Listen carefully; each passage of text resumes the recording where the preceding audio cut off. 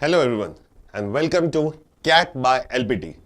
आज मैं आपके लिए ज्योमेट्री की सीरीज लाया हूं। जैसे आपको पता होगा कि हम क्या कर रहे हैं, 0 to IM की सीरीज चला रहे हैं, जिसमें हम बेसिकली क्या डील कर रहे हैं कि एकदम बेसिक लेवल से कैट लेवल तक के क्वेश्चंस को हम कर रहे हैं। तो इसके लिए बेसिक हमारा क्या होगा कि हम कंसेप्ट को समझेंगे पहले एंड फिर उसके लेवल वाइज क्वेश्चन बढ़ाते जाएंगे और आगे आगे बढ़ते जाएंगे। तो आज जो मैं आपके लिए लाया हूं वो ज्योमेट्री लेकर आया हूं। ज्योमेट्री का पार्ट हम स्टार्ट कर रहे हैं आज।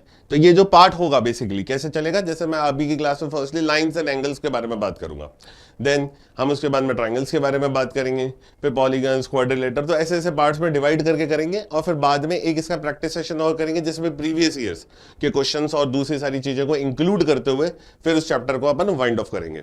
ठीक है, तो आज हम जो स्टार्ट कर रहे हैं दैट इज ज्योमेट्री। और ज्योमेट्री अगर एक कैट लेवल के पर्सपेक्टिव पे देखा जाए तो एक बहुत इंपॉर्टेंट टॉपिक होता है। ठीक है, लोगों को बहुत डर रहता है ज्योमेट्री से, बहुत ज्यादा डर है एक कि ज्योमेट्री का क्वेश्चन आ गया, ज्योमेट्री का क्वेश्चन आ गया। लेकिन एक प्यारी सी बात यह है कि ज्योमेट्री का क्वेश्चन सबसे इजी आता है as comparative to other questions. क्यों? आप प्रीवियस ईयर के क्वेश्चंस उठा के देखिएगा, ज्योमेट्री का क्वेश्चन आप आसानी से कर सकते हो। बस एक फोबिया डेवलप्ड है, ज्योमेट्री का एक बहुत बड़ा फोबिया डेवलप है कि हम नहीं कर पाएंगे क्योंकि ये टफ होती है। ये फोबिया आपको हटाना पड़ेगा। मैक्सिमम क्वेश्चंस अगर आप प्रीवियस ईयर के अगर देखें, मैं अगर प्रीवियस ईयर की आपसे बात करूंगा तो मैं ये बात कहूंगा आपको, एक सेकेंड, प्रीवियस ईयर की बात करी जाए तो मैक्सिमम 95% ऑफ द क्वेश्चंस जो होते हैं ज्योमेट्री के वो सीधे सीधे फॉर्मूला बेस्ड है। फॉर्मूला बेस्ड क्वेश्चन है। अगर आपको फॉर्मूला आता है, अगर आप एक फॉर्मूलाज में अच्छे हैं, कंसेप्ट को समझ चुके हैं, फॉर्मूला भी अगर आ गया तो आप 95% ऑफ द क्वेश्चन ज्योमेट्री के कर लोगे। ठीक है, अगर मैं पिछले साल की बात करूं या पिछले से पिछले साल की बात करूं तो क्वेश्चंस डायरेक्ट फॉर्मूला से रिलेटेड आए। जैसे पॉलीगन के फॉर्मूला से रिलेटेड क्वेश्चन था कि एक ही फॉर्मूला को 2 बार लगाना था अलग अलग तरीके से और वो क्वेश्चन सॉल्व हो गया। तो इतने आसान क्वेश्चन रहते हैं ज्योमेट्री के, तो डरना नहीं है। ज्योमेट्री बहुत इजी है और स्कोरिंग है अगर आप सही से एकदम सही तरीके से समझते चीजों को आगे बढ़ोगे। तो हम स्टार्ट करते हैं हमारा नया topic that his lines and angles. कहीं पर भी कोई डाउट हो तो आराम से वीडियो को पॉज करके समझना, धीरे करके आराम से देखिएगा। ठीक है, एंड कोई भी रिलेटेड प्रॉब्लम होती है तो आप कमेंट सेक्शन में भी बता सकते हो कि हाँ कोई जो भी दिक्कत हो रही है आपको। चलिए तो स्टार्ट करते हैं ज्योमेट्री लाइंस एंड एंगल, किसमें? हमारी नई सीरीज 0 to IM में, बेसिकली 0 to IM में। चलिए तो ज्योमेट्री का बेसिक कॉन्सेप्ट कहां से स्टार्ट होता है? देखो, 2 तरीके की चीजें होती है, एक होती है ज्योमेट्री और एक होता है मेंसुरेशन। ठीक है, ये भी एक अपना अगला होगा, ज्योमेट्री के बाद में हम स्टार्ट करेंगे मेंसुरेशन। तो ज्योमेट्री बेसिकली क्या डील करती है? एरिया से डील करती है with the help of angles. हम एंगल्स की हेल्प लेंगे, हम एंगल्स के बारे में पढ़ेंगे बेसिकली कि एंगल्स क्या क्या होते हैं। ठीक है, किस किस तरीके के एंगल्स होते हैं। ठीक है, एक एंगल्स का दूसरे फिगर्स में क्या इन्फ्लुएंस रहता है, दूसरे फिगर्स एरियाज में कैसे निकाल सकते हैं हम एंगल की हेल्प से, तो वो सारी स्टडी हमारी ज्योमेट्री के अंदर होती है। तो ज्योमेट्री जब स्टार्ट होता है तो सबसे पहली चीज आती है लाइंस एंड एंगल्स। तो बेसिकली क्या होता है कि लाइन क्या होती है, एंगल क्या होता है, सबसे पहली छोटी चीज एंगल क्या होता है, एक लाइन क्या होती है। तो हम यहां से स्टार्ट करते हैं।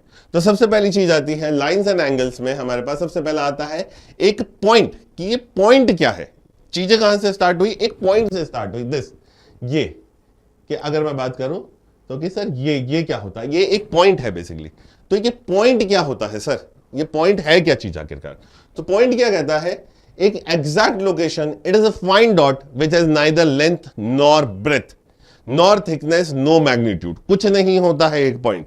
अगर मैं कहता हूं कि कहीं पर एक पॉइंट बनाना है तो आपको सिर्फ कुछ नहीं करना होता है। पॉइंट बनाना मतलब आप इस तरीके से बना के छोड़ दीजिए, ये एक पॉइंट हो गया। तो अगर कभी भी कहीं पे ऐसा लिखा हुआ था ना क्वेश्चन के अंदर कि ये पॉइंट है, तो पॉइंट कुछ होता ही नहीं है। पॉइंट तो सिर्फ और सिर्फ एक तरीके से एक डॉट होती है जिसकी ना ही कोई लेंथ होती है, ना ही कोई ब्रेथ होती है और ना ही कोई थिकनेस होती है। तो ये तीनों चीजें इसके पास नहीं होगी, ना ही इसका कोई मैग्नीट्यूड होता है। अब बहुत सारे पॉइंट्स को इकट्ठा कर देते हैं अपन।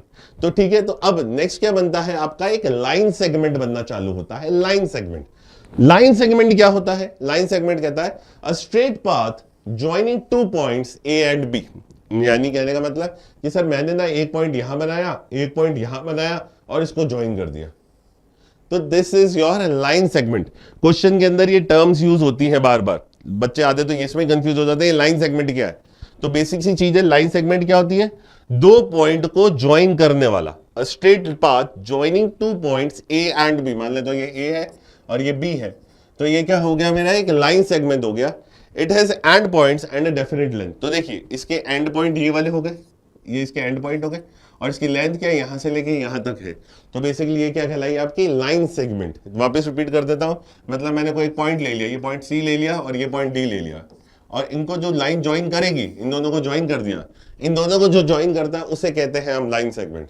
दो पॉइंट्स होने की वजह से इसके एंड पॉइंट्स हो गए, दो पॉइंट्स होने की वजह से इसके एंड पॉइंट्स हो गए, और क्या हुआ, एक डेफिनेट लेंथ हो गई जो सी से लेके डी तक जाती है। आई थिंक सो क्लियर है कहानी यहां तक। तो ये सेकंड पॉइंट भी आपके समझ में आ गया, लाइन सेगमेंट। नाउ चलते हैं रे की तरफ। अगला क्या है आपका, रे। A line segment extended in one direction. एक लाइन सेगमेंट जो सिर्फ एक ही डायरेक्शन में आगे बढ़ती जा रही है। एक लाइन सेगमेंट जो कि सिर्फ एक ही डायरेक्शन में बढ़ती जा रही है, यानी यहां पे सीधी सीधी बस, मतलब अगर इस तरीके से बढ़ रही है तो मतलब यहीं पे बढ़ती जाएगी। तो ये एक ही डायरेक्शन में बढ़ती है, इसलिए अपन इसे कहते हैं रे। जैसे आपने देखा होगा ट्यूबलाइट होती है, ट्यूबलाइट की रे सीधी सीधी, जैसे अगर यहाँ पे अगर मैं कोई एक ट्यूबलाइट लगाता हूँ तो उसकी रे देखो सीधी सीधी यहाँ पे आएगी।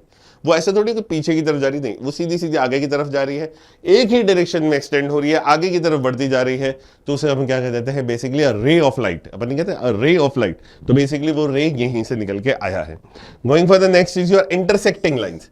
इंटरसेक्टिंग लाइन्स मतलब क्या होता है, जैसे फॉर एग्जाम्पल एक लाइन ऐसे जा रही थी, एक दूसरी लाइन ऐसे आ गई, तो ये जो एक पॉइंट हुआ, ये वाला जो एक पॉइंट हुआ, यहां पर ये दोनों लाइन मिल गई आके, यहां पर ये दोनों लाइन मिल गई, इसलिए ये कहलाया point of intersection. Point of intersection. और ये दोनों लाइन एक दूसरे से टकराई हैं, इसलिए इन्हें कहते हैं इंटरसेक्टिंग लाइंस। यानी वापस रिपीट कर देता हूं मैं, इंटरसेक्टिंग लाइंस मतलब क्या, कि जैसे फॉर एग्जांपल एक लाइन ऐसे जा रही है, एक लाइन ऐसे आ गई, तो ये दोनों लाइंस क्या हो गई, इंटरसेक्टिंग लाइंस हो गई, और ये जो पॉइंट हो गया ये हो गया पॉइंट ऑफ इंटरसेक्शन। इसे क्या कहेंगे हम, point of intersection. I think so clear है कहानी। Going for the next is your concurrent line. Two or more lines intersect at the same point. देखो दो लाइन इंटरसेक्ट करती हैं तो इंटरसेक्टिंग लाइंस है। टू और मोर लाइंस, दो से ज्यादा, दो या दो से ज्यादा लाइंस क्या कहलाती है, कॉन्करेंट। मतलब अगर मैं ये कर देता हूं, एक और लाइन ऐसे खींच देता हूं, तो ये क्या कहलाएंगे, आपकी कॉन्करेंट लाइंस कहलाएंगे। ये क्या कहलाएंगे, आपकी कॉन्करेंट लाइंस कहलाएंगे। तो यहां पर मैं कह सकता हूं कि ये सारी क्या है, आपकी एक कॉन्करेंट लाइंस है, क्योंकि एक पॉइंट पे इंटरसेक्ट हो रही है। Two or more lines that intersect at the same point, at the same point, same point पे इंटरसेक्ट की वजह से क्या कहलाई, आपकी कॉन्करेंट लाइन कहलाई। तो बेसिक सी चीजें हमने पहले पॉइंट के बारे में जाना कि पॉइंट क्या होता है, सिर्फ एक डॉट होती है। लाइन सेगमेंट क्या होता है, दो पॉइंट्स को ज्वाइन करने वाली लाइन, दो पॉइंट्स को ज्वाइन करने वाली लाइन लाइन सेगमेंट कहलाती है। इसके एंड पॉइंट्स होते हैं। फिर क्या होता है, आपका रे होता है। रे क्या होता है, एक ही डायरेक्शन में एक्सटेंड होने वाली लाइन सेगमेंट। इंटरसेक्टिंग लाइंस क्या होती है, इंटरसेक्टिंग लाइन यानी दो लाइंस एक दूसरे से टकरा रही हैं, वो कहलाई इंटरसेक्टिंग लाइंस।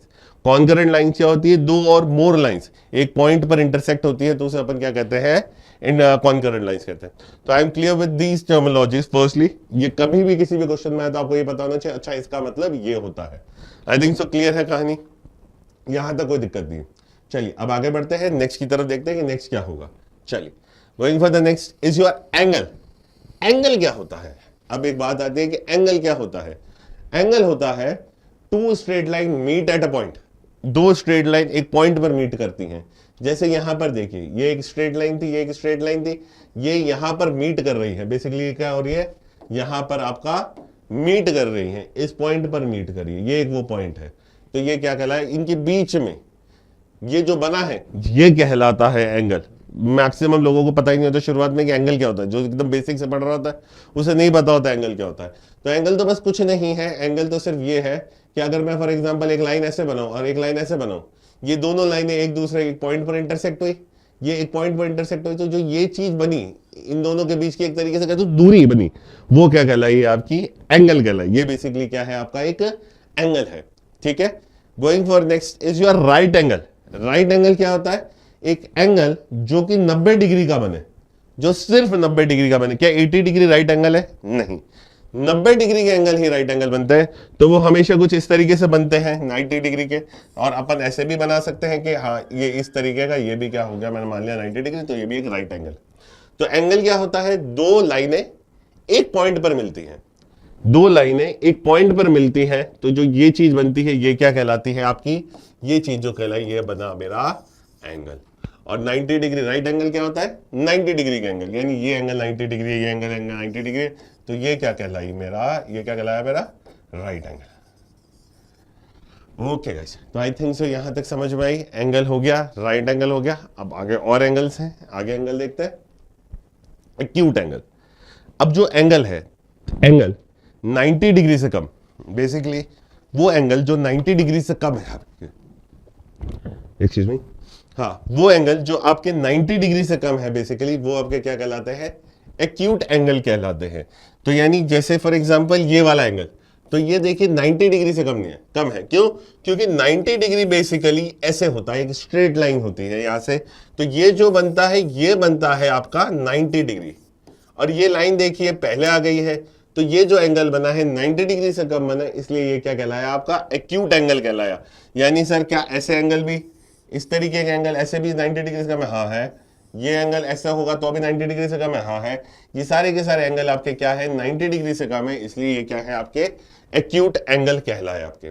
ऑब्ट्यूस एंगल क्या हो जाते हैं, वो एंगल जो 90 degree, obtuse angle angle more than 90 degree, तो एंगल मोर देन 90 डिग्री, तो ये तो देखो 90 डिग्री है, बट अगर मैं इसको ऐसे बनाऊं, इसको इस तरीके से बना दूं, तो ये क्या बनता है मेरा एक ऑब्ट्यूस एंगल बन जाता है। ये क्या बनता है मेरा एक ऑब्ट्यूस एंगल बन जाता है। ये वाली लाइन, ये जो पूरा एंगल बनेगा, ये जैसे कहने का मतलब ऐसे देखो, इस तरीके से ये जो एंगल है, ये क्या है मेरा एक ऑब्ट्यूस एंगल है।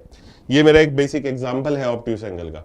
तो ऑब्ट्यूस एंगल जो भी होते हैं वो हमेशा क्या होते हैं आपके 90 डिग्री से ज्यादा होते हैं। एक्यूट एंगल क्या होता है, जो 90 डिग्री से कम होते हैं। राइट एंगल क्या होता है, जो 90 डिग्री होते हैं। तो सारी कैलकुलेशन 90 डिग्री के अराउंड ही घूमेगी। Right angle 90 degree, acute angle 90 degree से कम, ऑब्ट्यूस एंगल 90 डिग्री से ज्यादा। आई थिंक सो ये यहां तक क्लियर है कहानी, ठीक है। ये एंगल समझ में आए। Going for the next is your reflex angle. बचा क्या, अब रिफ्लेक्स एंगल। तो रिफ्लेक्स एंगल क्या होता है, जैसे फॉर एग्जांपल मैंने ये कहा कि ये एंगल 60 डिग्री है।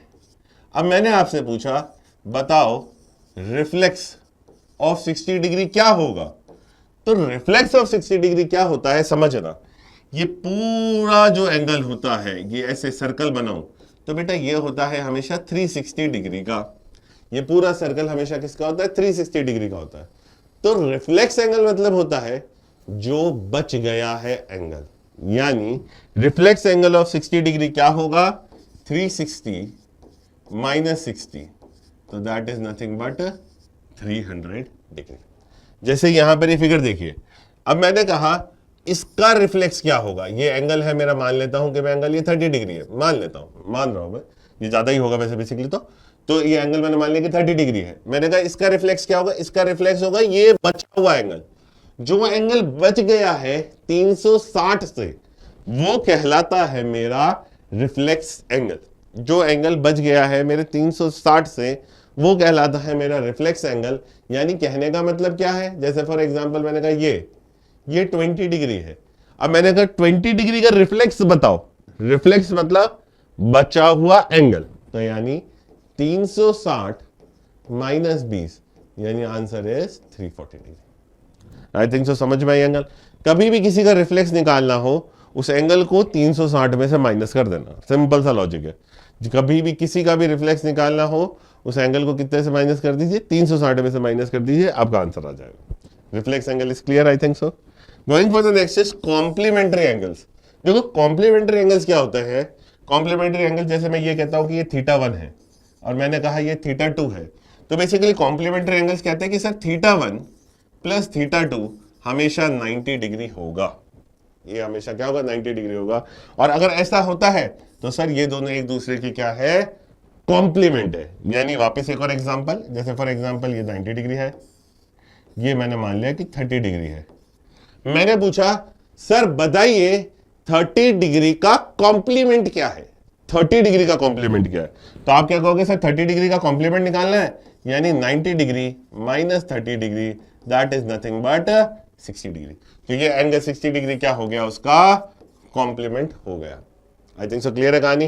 तो अब यही कहता है two angles sum is 90 degree. दो एंगल जिनका सम क्या हो, 90 डिग्री हो, वो क्या कहलाता है, complementary. Complement of an angle theta is equal to 90 degree minus theta. जैसे फॉर एग्जांपल किसी ने मेरे से क्वेश्चन किया, find the complement of 80 degree. तो मैं क्या करूंगा, अच्छा कॉम्प्लीमेंट ऑफ 80 डिग्री निकालना है, तो मैं क्या करूंगा 90 degree minus 80 degree, that is nothing but 10 degree. तो कॉम्प्लीमेंट का मतलब सिर्फ इतना सा है, आपको कुछ नहीं करना होता है। कॉम्प्लीमेंट मतलब सिर्फ ये करिए, आप उसको 90 डिग्री में से माइनस कर दीजिए, जिसका कॉम्प्लीमेंट निकालना है उसको 90 डिग्री में से माइनस कर दीजिए, जो बचा हुआ एंगल है वो उसका कॉम्प्लीमेंट कहलाएगा। Going for the next is your supplementary angles. The next is your supplementary angles. तो सप्लीमेंट्री एंगल्स क्या होते हैं, जैसे कॉम्प्लीमेंट्री था दोनों एंगल का सम कितना था 90 डिग्री था, उसी तरीके से सप्लीमेंट्री एंगल्स क्या होगा, ये θ1 है और ये θ2 है।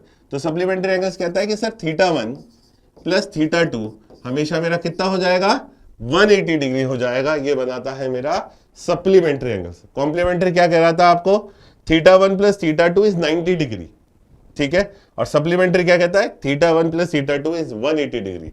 अब जैसे फॉर एग्जांपल मैंने ये कहा ये 110 डिग्री है, मैंने कहा find the complement, sorry find the supplement करेंगे इसको, supplement, find the supplement of, find the supplementary angle of 110 degree 110 degree. तो बस कुछ मत करिए, फाइंड द सप्लीमेंट ऑफ, तो ये कितना हो जाएगा 180 माइनस 110, तो that is nothing but 70 degree. ये कितना आ जाता है आपका 70 डिग्री आ जाता है। आई थिंक सो क्लियर है कहानी, यहां तक समझ में आई। सप्लीमेंट्री यानी एंगल्स यानी दो एंगल मिलाकर 180, कॉम्प्लीमेंट्री एंगल्स यानी दो एंगल मिलाकर 90 डिग्री, वो आपका सप्लीमेंट और कॉम्प्लीमेंट मिल जाता है। Going for the next is your vertically opposite angles. अगला होता है वर्टिकली ऑपोजिट। तो यू नो कि ऑपोजिट का मतलब क्या होता है, आमने सामने। आप मेरे सामने बैठे हो, आप कभी लैपटॉप को लेके बैठे हो, तो आप बेसिकली मेरे को फेस कर रहे हो, तो मेरे सामने बैठे हो, ठीक है ना। तो आप जैसे मेरे सामने क्या, कैमरा मेरे सामने है, तो बेसिकली ये क्या हो गया आमने सामने। तो ऑपोजिट मतलब होता है जस्ट सामने। तो वर्टिकली ऑपोजिट एंगल्स ये कहता है कि जब दो लाइनें एक दूसरे से टकराती है, तो जो ये आमने सामने वाले एंगल्स हैं ये कहलाते हैं वर्टिकली ऑपोजिट एंगल्स, और ये हमेशा क्या होते हैं, इक्वल हो जाते हैं अपने आप ही। जैसे यहाँ पे देखिए ये दो लाइनें हैं मेरी, ये एक लाइन जा रही है, ये मेरी एक दूसरी लाइन जा रही है, तो ये दो लाइंस है, और यहां पर ये जो एंगल बना है एंगल 1 एंड एंगल 3, आप एंगल 1 और एंगल 3 को देखिए, ये दोनों एक दूसरे के ऑपोजिट है, और एंगल 2 और एंगल 4 क्या है, एक दूसरे के ऑपोजिट है। तो मैं कह सकता हूं angle 1 is equals to angle 3 और angle 2 is equals to angle 4। क्यों है ये दोनों ऐसे, क्योंकि ये क्या है वर्टिकली ऑपोजिट एंगल्स है, VOP। ये क्या है आपके वर्टिकली ऑपोजिट एंगल्स है, इसलिए अपन को क्या कहेंगे, आमने सामने वाले एंगल्स है। तो जब भी दो लाइंस एक दूसरे से टकराती है, when two lines intersect, the pairs of opposite angles formed are called vertically opposite angle. Vertically opposite angles are always equal. Wait a second.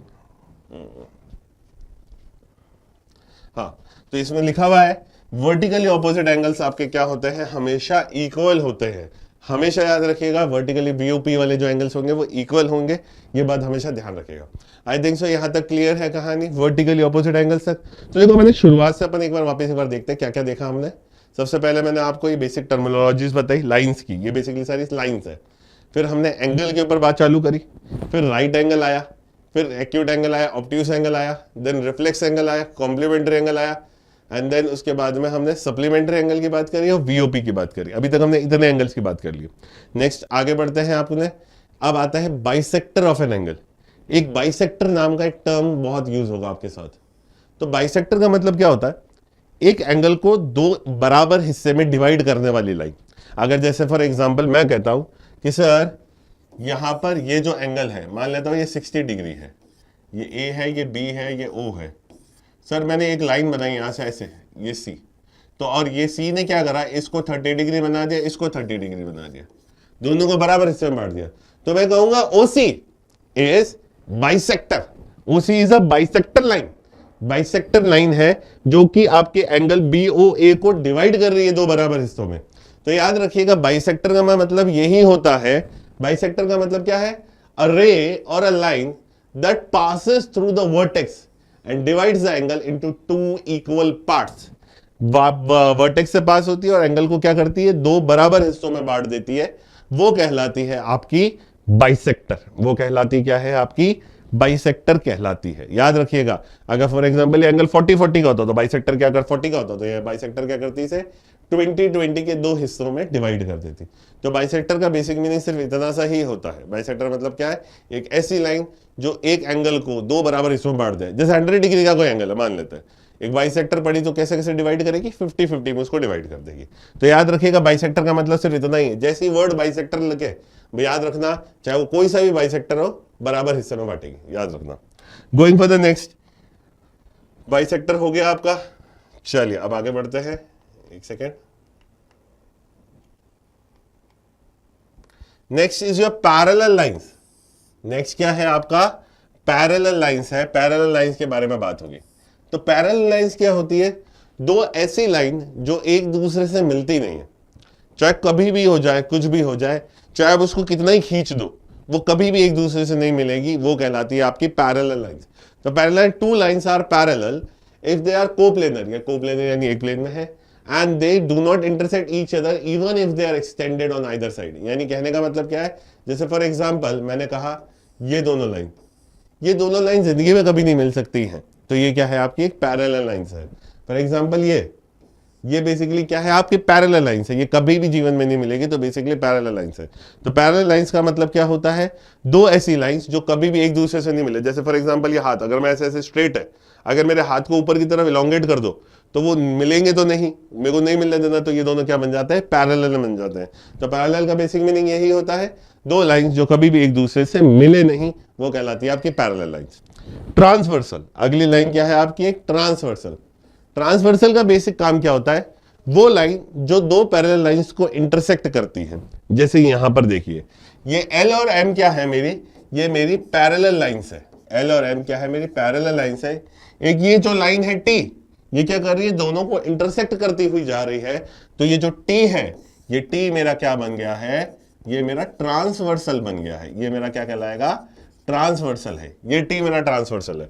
तो ट्रांसवर्सल का बेसिक काम यही होता है, दो पैरेलल लाइंस, जो कि दो पैरेलल लाइंस, तीन पैरेलल लाइंस, कितनी पैरेलल लाइंस हो, बस एक दूसरे के पैरेलल हो, एक लाइन जो तीनों को इंटरसेक्ट कर दे, चारों को इंटरसेक्ट कर दे, पांचों को इंटरसेक्ट कर दे, तो वो क्या कहलाती है, ट्रांसवर्सल कहलाती है। तो क्या है, transversal is a line that intersects two or more parallel lines at a distinct points, अलग अलग पॉइंट्स में। जैसे यहां पर इसको यहां पे किया, इसको यहां पे किया, अगर एक तीसरी लाइन ऐसे बना दूं मैं, तो वो उसको यहां पर इंटरसेक्ट करेगी, तो वो बेसिकली क्या हो गई आपकी पैरेलल लाइन हो जाएगी। यहाँ पे एक सेकेंड, हाँ, तो ये वाला जो पॉइंट होगा, ये वाला जो पॉइंट होगा, ये क्या हो गया, टू डिस्टिंक्ट अलग अलग पॉइंट हो गए। एक लाइन मैंने ऐसे खींची एंड दिस बिकम्स योर एक पैरेलल लाइन। तो LMP मान लेता हूँ, ये लाइन LMP मान ली मैंने लाइन, और अब ये क्या हो गई, एक दूसरे पॉइंट्स पे इंटरसेक्ट कर रही है, तीनों एक दूसरे के पैरेलल है। इसको इस पॉइंट पे इंटरसेक्ट किया, इसको इस पॉइंट पे इंटरसेक्ट किया, इसको इस पॉइंट पे इंटरसेक्ट किया, तो बेसिकली ये क्या हो गया आपका ट्रांसवर्सल का काम हो गया। आई थिंक सो क्लियर है कहानी यहां तक, ट्रांसवर्सल लाइन तक। Moving towards the next part. Next होती है आपकी, अब ट्रांसवर्सल जब जाती है ना, वो बहुत सारे एंगल्स को बनाते हुए जाती है। जब भी एक ट्रांसवर्सल जाएगी, वो बेसिकली उसका काम क्या होता है, बहुत सारे एंगल्स को बनाते हुए जाना। ट्रांसवर्सल का बेसिक काम क्या, पैरेलल लाइंस को इंटरसेक्ट करना। तो जब वो पैरेलल लाइंस को इंटरसेक्ट करती है तो एंगल्स बनाती है। वो एंगल्स बहुत इंपॉर्टेंट होते हैं जो भी बनते हैं, ठीक है। तो याद रखिएगा, अगर ट्रांसवर्सल आई है तो पैरेलल लाइंस का आना जरूरी है, पैरेलल लाइंस नहीं तो ट्रांसवर्सल नहीं। तो अब जैसे ये एक डायग्राम है मेरे सामने, जैसे ये मैंने पीछे की तरफ एक डायग्राम बनाया है, यहाँ पे देखिएगा ये वाला डायग्राम। तो ये दोनों लाइंस बेसिकली क्या है, ये वाली लाइन L और M ये जो जा रही है, ये क्या है, एक आपकी पैरेलल लाइंस है। तो ये दोनों बेसिकली मेरी क्या हो गई है, ये मेरी एक पैरेलल लाइंस है। ये PS क्या है, मेरा एक ट्रांसवर्सल है, एक ट्रांसवर्सल है। Q एक ऐसा पॉइंट है, ये वाला पॉइंट Q है, जहां पर इसने इसको इंटरसेक्ट किया, और ये R एक पॉइंट है जिसने यहां पर इसको इंटरसेक्ट किया। तो बेसिकली ये 3 से 4 तरीके के एंगल्स बनाती है, जिसमें सबसे पहला एंगल बनता है आपका ऑल्टरनेट एंगल। जिसमें सबसे पहला एंगल क्या बनता है, ऑल्टरनेट एंगल।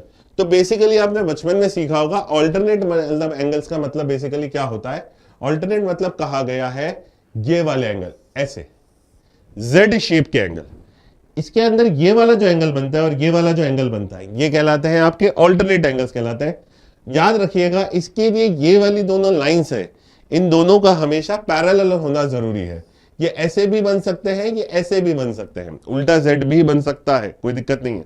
तो इसमें ये और ये एंगल्स हो जाएंगे, और ये दोनों लाइंस हमेशा क्या होंगी आपकी, पैरेलल होना जरूरी है, याद रखिएगा। तो ऑल्टरनेट एंगल तभी बनेगा जब ये दोनों लाइंस पैरेलल होंगी और ये एज ए ट्रांसवर्सल बिहेव करेगा, एज ए ट्रांसवर्सल। तो यहां पर देखिए ऐसी कोई कंडीशन बन रही है क्या? तो देखा मैंने ए क्यू और ये देखिए ए क्यू आर डी, ये जेड बना रहा है। देखिए आपके सामने है ए क्यू आर डी, आपका क्या बना रहा है? जेड बना रहा है, ए Q R D.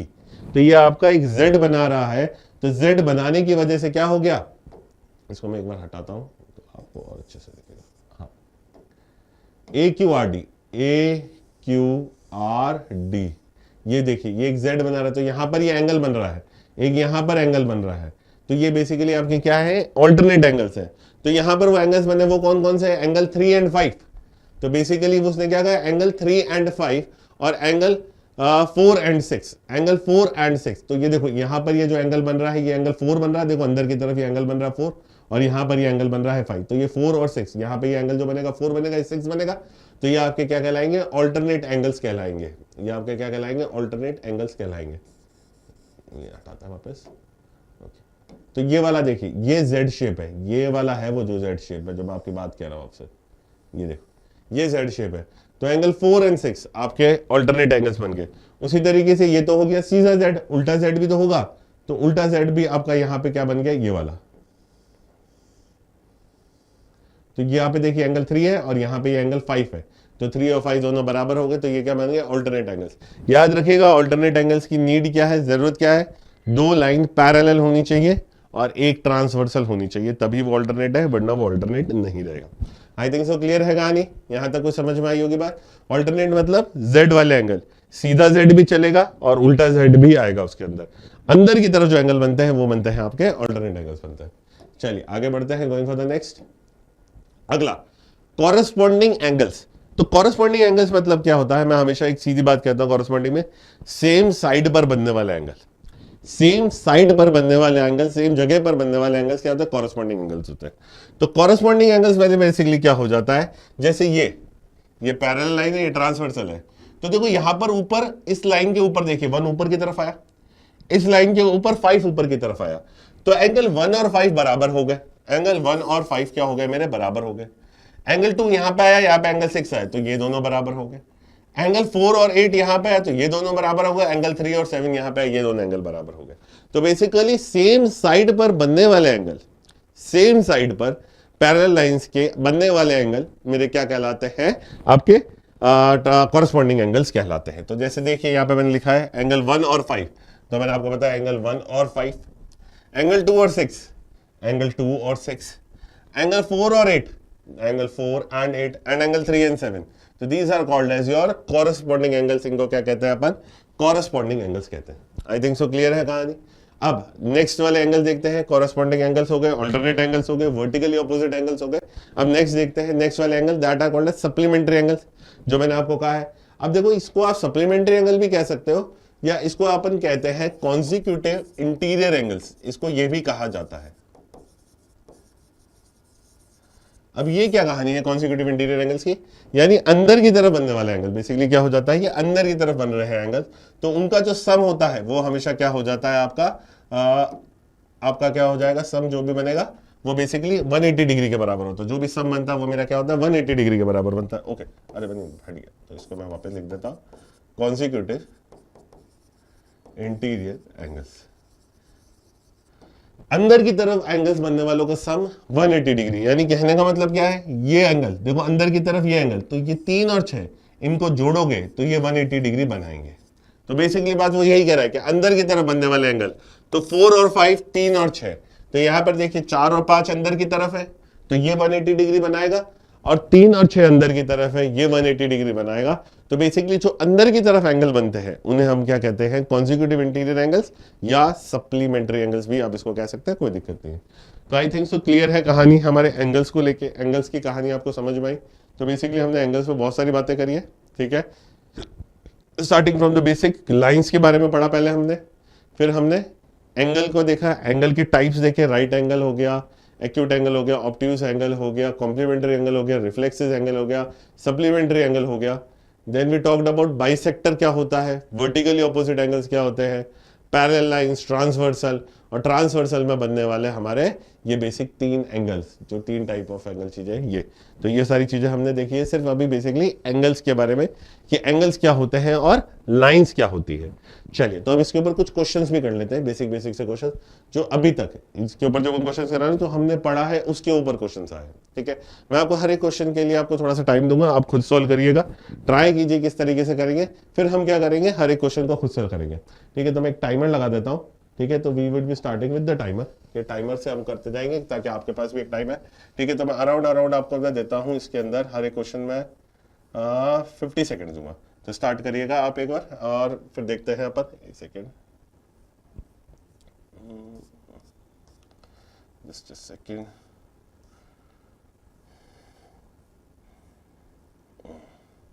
Please start करिए।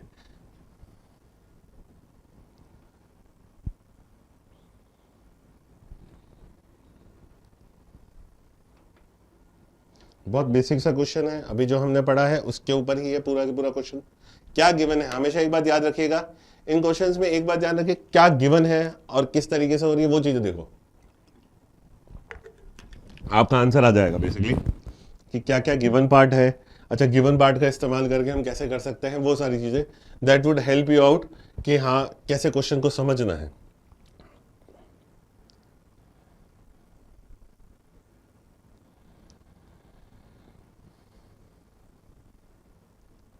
छह सेकंड और 5 3 2 8 1, तो बेसिकली यहाँ पे हो गया आपका खत्म। चलिए तो अब अपन इसको एक बार सॉल्व करते हैं। इस क्वेश्चन को कैसे करेंगे, in the given figure below lines A B and D E are parallel. तो बेसिकली उसने क्या कहा कि इस फिगर के अंदर ये ए बी और डी ई लाइन क्या है आपके पैरेलल हैं। ठीक है, तो what is the value of angle C D E, तो वो आपसे क्या पूछ रहा है सी डी, बेसिकली वो आपसे ये वाला एंगल पूछ रहा है कि ये वाला एंगल क्या होगा। सर बताइए एंगल सी डी ई अंदर की तरफ जो बन रहा है एंगल वो क्या होगा, उसने आपसे वो पूछा। तो अब 2 लाइन पैरेलल है, तो मैंने क्या करा, एक इस तरीके से एक लाइन बनाई। याद रखिएगा ज्योमेट्री के अंदर आप अपने हिसाब से कंस्ट्रक्शन भी करोगे, कभी कभी किसी क्वेश्चंस में खुद के हिसाब से कंस्ट्रक्शन करना पड़ता है क्वेश्चन को बनाने के लिए। तो एंगल मेरे से क्या पूछा गया है सी डी ई। तो अब देखिए ये लाइन, मैंने कहा ये इसके पैरेलल मैंने एक लाइन बना दी, तो ये लाइन अगर इसके पैरेलल बनी है तो अब ये इसके parallel A B D E के पैरेलल है और डी बी मैंने मान लिया कि ये सी एफ है, तो सी एफ के पैरेलल हो जाएगा। ए बी मेरा क्या हो गया डी ई के पैरेलल है, ये मेरा गिवन है, और डी को मैंने सी एफ के पैरेलल कर दिया, कोई दिक्कत नहीं, इसमें मैं कर सकता हूं। तो अब ये तो मतलब ए बी और सी एफ मेरे पैरेलल हो गए, तो मैं कह सकता हूं A B parallel C F, कोई दिक्कत नहीं है, इसमें कर सकते हैं अपन, क्योंकि सी एफ और डी ई पैरेलल है, डी ई और ए बी पैरेलल है, इसलिए ए बी और सी एफ भी मेरे पैरेलल हो गए। नाउ अब यहां पे देखिए ये लाइन, ये आप देखिए A B B C and C F, इस पे ध्यान दीजिए, ये और ये दोनों पैरेलल हैं। तो मैंने आपको कहा था जब पैरेलल होता है और जेड शेप भी बन गया, यहां पे क्या बन गया जेड शेप बन गया, यानी मैं कह सकता हूं ये जो पूरा एंगल है ये यहां से लेके यहां तक ये 55 डिग्री होगा, इसमें कोई दिक्कत ही नहीं है। ये पूरा एंगल, यानी मैं ये पूरे एंगल की बात कर रहा हूं, ये पूरा एंगल 55 डिग्री है।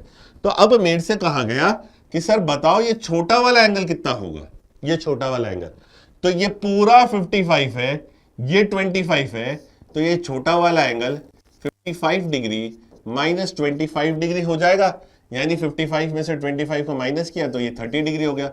तो सर ये वाला एंगल मेरा कितना हो गया 30 डिग्री का हो गया, ये 30 डिग्री हो गया, ये 25 डिग्री हो गया, दोनों मिलाकर 55 बन गया, कोई दिक्कत नहीं है। आगे अब देखिए ये लाइन, अगर इस लाइन को ऐसे पीछे की तरफ लेके जाए तो देखो ये लाइन अंदर की तरफ एंगल बना रही है, और अभी मैंने आपको पीछे एक चीज समझाई थी, अंदर की तरफ जो एंगल्स बनते हैं, जो मैंने यहां पे बात कही थी आपसे 4 और 5, तो यहां पे मैंने कहा था देखो 4 और 5 अंदर की तरफ बन रहे हैं, ये क्या होता है 180 डिग्री का सम हो जाता है।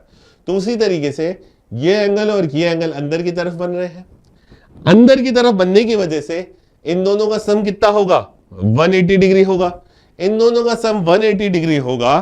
तो कैसे हो जाएगा अब ये क्वेश्चन सॉल्व कि सर अब मेरे को एंगल की वैल्यू निकालनी है, तो मैं कह सकता हूं ना कि ये दोनों एंगल मिलाकर 180 डिग्री है और ये तो वैसे ही 30 डिग्री गिवन है।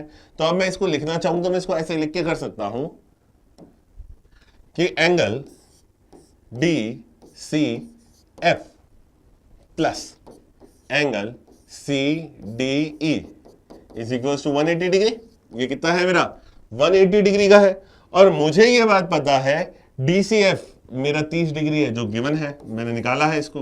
तो 30 degree plus angle CDE is equal to 180 degree. तो एंगल CDE की वैल्यू कितनी हो गई 180 डिग्री माइनस 30 डिग्री।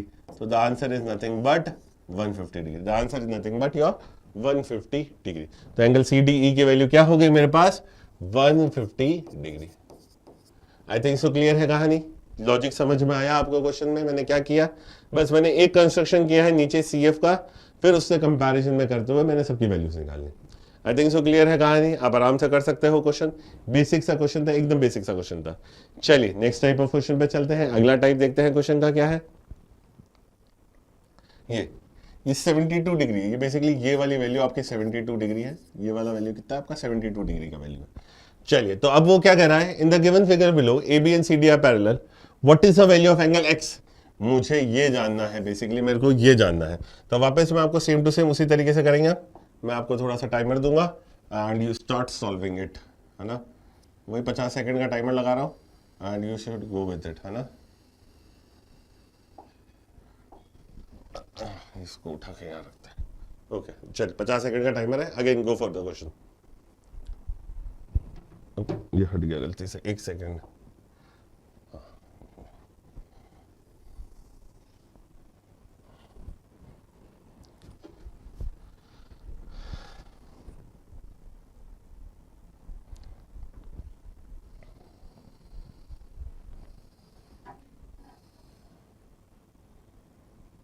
ये वाला एंगल 68 है और ये वाला 72 डिग्री का है ना। ये 68 है और ये 72 डिग्री है।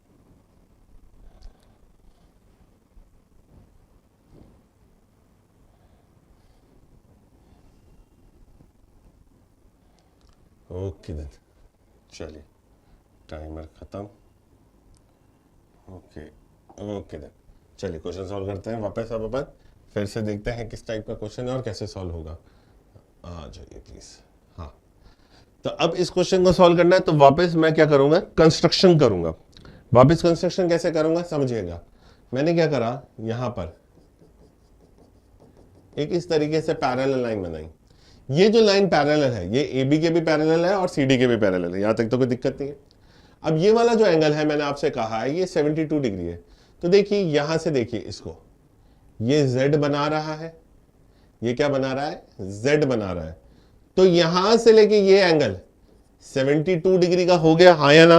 आई थिंक सो क्लियर है कहानी। कैसे हुआ, ये 72 डिग्री गिवन था, यहां से लेके देखो ये जो लाइन है मेरी, ये जो मेरी लाइन है ये यहां से यूं इस तरीके से जा रही है, तो ये Z बना रही है, तो Z की वजह से ये 72 डिग्री हो गया। इन द सेम वे यहां से ये लाइन को देखिए आप, इस लाइन को देखिए, तो ये वाला जो एंगल है ये कितना हो गया मेरा 68 डिग्री का हो जाएगा। ये उल्टा Z बना रहा है, ये वाला जो एंगल है ये उल्टा Z बना रहा है। तो अब x की वैल्यू क्या हो गई, तो x क्या हो गया 72 डिग्री प्लस 68 डिग्री। तो 72 और 68 को अगर आप जोड़ लेते हैं तो इसको 8 दूंगा, ये तो कितना आ गया 140 डिग्री। तो एंगल x की टोटल वैल्यू मेरे पास कितनी हो गई 140 डिग्री हो गई। एंगल x आपने सर 72 प्लस 68 कैसे किया, बेसिकली मैंने एंगल x को दो पार्ट्स में डिवाइड कर लिया। पहला पार्ट था ये वाला और दूसरा पार्ट था ये वाला, ठीक है। तो पहला पार्ट मैंने यहां से लेके यहां तक देखा और दूसरा वाला पार्ट था मैंने यहां से लेके यहां तक देखा, और दोनों को ऐड करूंगा तो टोटल x बन जाएगा। तो यहां से ये देखिए ये z बनाया तो ये 72 और यहां से ये देखिए ये कितना है 68। तो 72 प्लस 68 कितना आ गया मेरे पास 140 डिग्री का एंगल आ गया। आई थिंक सो क्लियर है कहानी। अभी तक के क्वेश्चंस में कोई डाउट नहीं है, आपको चीजें आई थिंक सो क्लियर हो रही होंगी, समझ में आ रही होंगी। एकदम बेसिक, अभी तक हमने सिर्फ एंगल्स के क्वेश्चन ही देख रहे हैं, ठीक है। उससे ज्यादा मैं आगे नहीं बढ़ा रहा हूं, सिर्फ जो अभी तक अपन ने पढ़ा है उसकी एप्लीकेशन कैसे है, उसको कैसे सॉल्व करते हैं हमने वो देखा। चलिए going for the next question, अगला क्वेश्चन देखते हैं। ओके ये एक और क्वेश्चन है आपके सामने, इसको एक बार सॉल्व करने की कोशिश करिए, या ये छोड़िए पहले ये वाला क्वेश्चन करिए। ये और थोड़ा सा इजी क्वेश्चन है, इसको एक बार ट्राई कीजिए कि हाँ इसको किस तरीके से सॉल्व कर सकते हो। Go for it. वापस मैं टाइमर लगा देता हूँ 1 मिनट का ही, चलो करिए।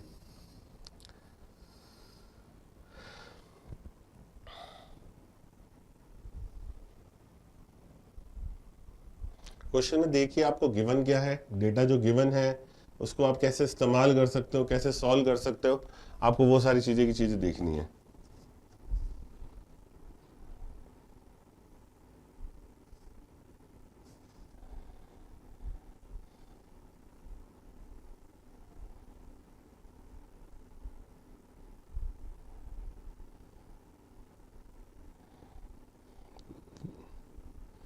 बीस सेकंड बाकी around. Just go for the question, देखिए कैसे सॉल्व हुआ है। बहुत इजी और बेसिक क्वेश्चन है, सिर्फ तोड़ तोड़ के करना है आपको, और कुछ नहीं करना है। बस एक बार तोड़ तोड़ के भी आप समझ गए तो आराम से इस क्वेश्चन को कर पाओगे, और कुछ नहीं है। ओके देन, चलिए टाइम खत्म। ओके देन वापस देखते हैं, आ जाइए इस क्वेश्चन पे। The following figure OP perpendicular O A. तो जो ओपी है वो एक परपेंडिकुलर है ओ ए पर। कभी भी कोई लाइन किसी पर परपेंडिकुलर होती है, कभी भी कोई लाइन किसी पर परपेंडिकुलर होती है, यानी मतलब क्या है कि वो वहां पर 90 डिग्री का एंगल बनाती है। वो वहां पे क्या बनाती है, 90 डिग्री। तो ये वाला जो एंगल होगा यहां से लेके यहां तक, ये 90 डिग्री का एंगल होगा।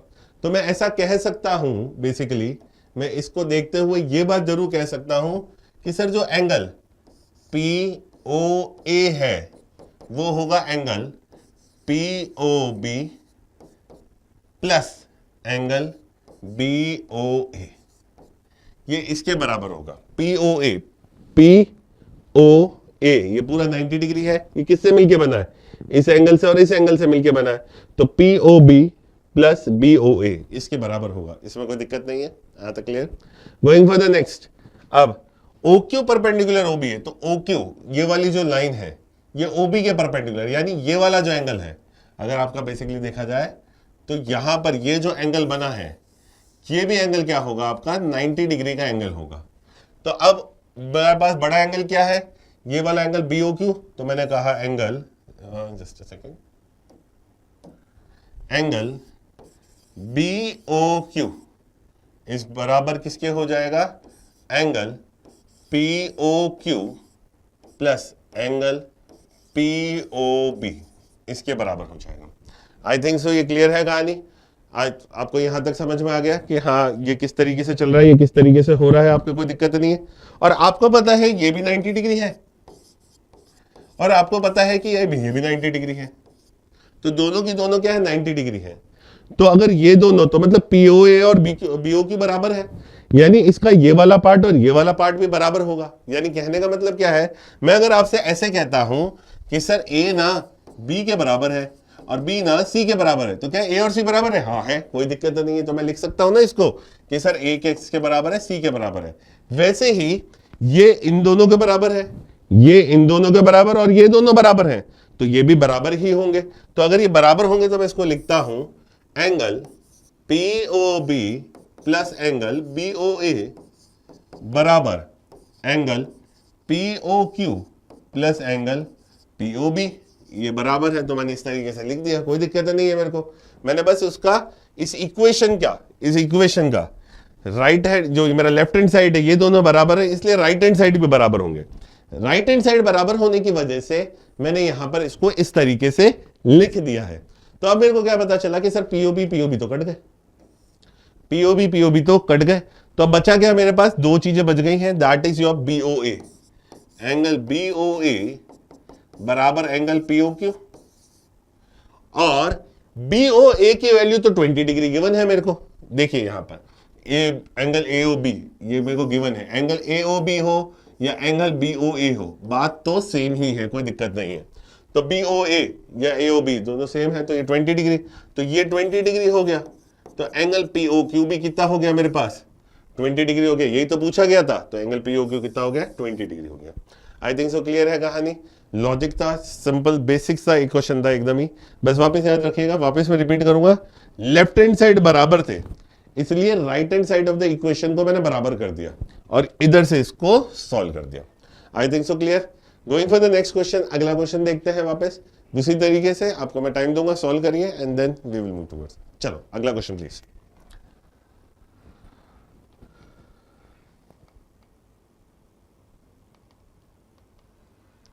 Next question, basically B minus A नहीं है, ये होगा बीटा माइनस अल्फा। बेसिकली मैं आपसे पूछ रहा हूँ बीटा माइनस अल्फा, ठीक है ना, B minus A beta minus alpha. Again timer दे देता हूँ मैं आपको एंड सॉल्व करिएगा।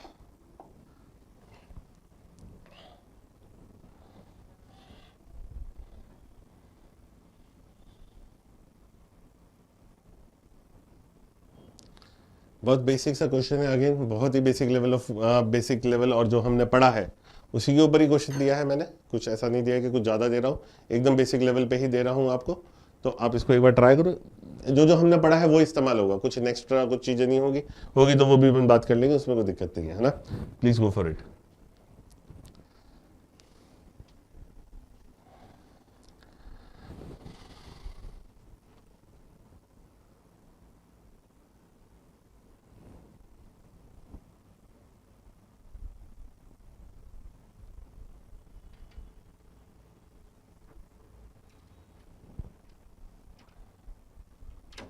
जस्ट टाइम खत्म होने वाला, बस 4 3 2 एंड 1।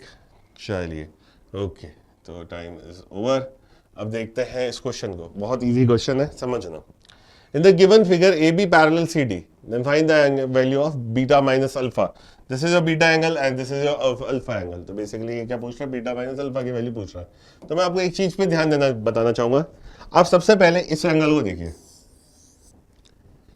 देखो हमेशा एक जो लाइन होती है, जब भी मैं एक ऐसे एंगल ड्रॉ करता हूँ, अभी जब भी मैं एक ऐसे एंगल ड्रॉ करता हूँ इस तरीके से, तो ये दोनों, ये मेरा क्या कहलाता है, एक स्ट्रेट एंगल है। ये मेरा क्या है, एक स्ट्रेट एंगल है।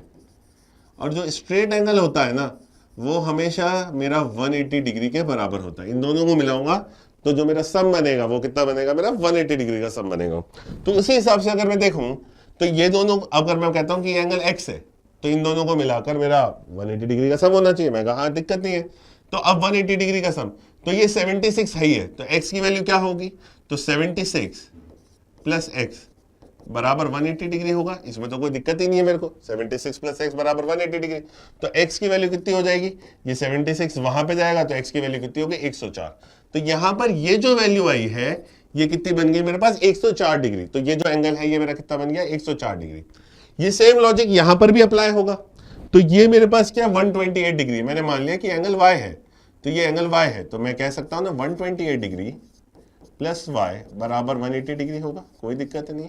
तो y की वैल्यू क्या होगी, 180 माइनस 128 डिग्री। तो बेसिकली ये कितना आ गया मेरे पास, 52 डिग्री। ये मेरे पास कितना आ गया, 52 डिग्री आ गया। ये मेरे पास क्या आ गया, 52 डिग्री आ गया। And you can see that ये जो चीज है, यहां से ये ए पॉइंट ले लेता हूं, ये मेरा बी पॉइंट है और मैंने इसको सी पॉइंट दिया। तो ए बी सी आपको एक ट्राइंगल दिख रहा होगा, ठीक है। ये क्या है, एक ट्राइंगल है। और एक ट्राइंगल के सारे एंगल्स जो होते हैं वो हमेशा का सम क्या होता है, 180 डिग्री होता है। उन सब का सम कितना होता है, 180 डिग्री का सम होता है। तो उसी हिसाब से अगर मैं देखूं तो देखो ये वाला 52 डिग्री है, ये वाला 104 डिग्री है, ये वाला अल्फा मेरे को पता नहीं है, लेकिन इनका सम कितना होगा, 180 डिग्री का सम होगा। तो अब इसको ऐड कर देते हैं अपन, तो ये कितना बन जाएगा मेरे पास, 156 डिग्री प्लस अल्फा बराबर 180 डिग्री। तो अल्फा की वैल्यू मेरे पास कितनी आ जाएगी, अल्फा को उधर लेके जाऊंगा तो ये कितना आ गया, 24 डिग्री। तो अल्फा कितना आ गया मेरे पास, अल्फा की जो वैल्यू बनी, ये कितनी बन गई मेरे पास, 24 डिग्री की वैल्यू बन गई। तो alpha is nothing but 24 degree. तो यहां तक तो कोई दिक्कत नहीं है, अल्फा की वैल्यू आ गई। नाउ चलते हैं बीटा की वैल्यू के ऊपर कि सर बीटा की वैल्यू क्या होगी। तो बीटा की वैल्यू क्या बनती है, अगर देखा जाए तो बीटा की वैल्यू हम क्या कहेंगे, ये 80 डिग्री का एंगल है। अगर आप यहां पर देख रहे हैं ये 80 डिग्री का एंगल है, तो अगर मैं इसको चाहूं, ये 80 डिग्री बना रहा है, तो यहां पर ये देखिए आपका एक क्या बनता है, एक स्ट्रेट जेड बन रहा है एक तरीके से। तो 80 डिग्री है, तो मेरा बीटा की जो वैल्यू है वो भी क्या हो जाती है, मेरी 80 डिग्री हो जाती है, by rule called as alternate exterior angles. Alternate exterior angles की वजह से क्या होता है, ये 80 डिग्री है तो मेरा बीटा भी क्या बन जाता है, 80 डिग्री का बन जाएगा अपने आप ही। क्योंकि ये यहां पर क्या आ रहा है, इसके अगर देखा जाए तो ये 80 डिग्री है, तो अब इसी रूल की वजह से, इस रूल की वजह से ही ये वैल्यू मेरी क्या बन चुकी है, ऑल्टरनेट एक्सटीरियर एंगल की प्रॉपर्टी की वजह से 80 डिग्री बन गई। आप इसको ऐसे देखना चाहो तो ऐसे देख लो, अगर आपको लगता है कि नहीं सर ये ऐसे नहीं बैठ रहा है, मेरे को तो समझ में नहीं आ रहा, तो आप ऐसे भी देख सकते हो। ये 80 डिग्री है तो इसके सामने वाला वर्टिकली अपोजिट एंगल होगा, तो ये 80 डिग्री बनाएगा, यहां तक तो कोई दिक्कत ही नहीं है मेरे को। यहां पर ये 80 डिग्री बना है तो देखो लाइन के इस साइड पे बनने वाला एंगल और लाइन के इस साइड पे बनने वाला एंगल सेम होते हैं, तो ये सेम होते हैं, तो बीटा की वैल्यू कितनी हो गई, 80 डिग्री हो गई है। आई थिंक सो क्लियर है कहानी। तो यहां से देख सकते हैं, तो मेरे पास बीटा है, अल्फा है, और मुझे बीटा माइनस अल्फा निकालना है, तो यानी बीटा माइनस अल्फा निकालते हैं यहाँ पर, तो beta minus alpha that is beta minus alpha that is 80 degree minus 24 degree, तो 80 में से 24 गया तो ये कितना बन गया मेरा पास 56 डिग्री, तो ये कितना बन गया मेरे पास 56 डिग्री बन गया। आई थिंक सो क्लियर है यहाँ तक कहानी। लॉजिक समझ में आया आपको इस क्वेश्चन का, किस तरीके से मैंने ये क्वेश्चन सॉल्व किया है। स्ट्रेट एंगल की प्रॉपर्टी मैंने आपको बताई, स्ट्रेट एंगल क्या होता है, और यहाँ पर मैंने एक ऑल्टरनेट एक्सटीरियर एंगल भी बताया, कैसे हुआ वो भी बताया, दूसरा तरीका भी बताया, और आप डायरेक्ट करना चाहो तो डायरेक्ट भी कर सकते हो, कोई दिक्कत नहीं है। आई थिंक सो क्लियर है कहानी। चलिए, तो here we had four sessions for the today, ठीक है ना। आज जो हमने किया है वो बेसिकली क्या किया है, बेसिक लेवल डिस्कस किया लाइंस एंड एंगल्स पे, लाइंस एंड एंगल्स की थ्योरी देखी, और उसके ऊपर बेस्ड जो क्वेश्चंस थे वो हमने देखे बेसिकली। तो हमने सारी की सारी वही चीजें देखी है, एकदम बेसिक बेसिक सी चीजें, फॉर्मूलाज और ये सारे के सारे क्वेश्चन वो हमने देख लिए। तो अब नेक्स्ट जो सेशन आएगा वो आएगा ट्राइंगल्स के ऊपर, तो ट्राइंगल्स का पार्ट 1 लेकर आएंगे, ट्राइंगल्स के ऊपर बात करना स्टार्ट करेंगे, और ट्राइंगल्स के फिर कुछ क्वेश्चंस करेंगे। तो टिल देन रिवाइज कर लेना, याद रखिएगा हर एक चीज इंपॉर्टेंट है। क्वेश्चन बहुत इजी आता है, बस टर्मिनोलॉजीज में लोग क्या हो जाते हैं, कंफ्यूज हो जाते हैं, तो उसको समझ लेना एक बार अच्छे से और उसके ऊपर देखिएगा।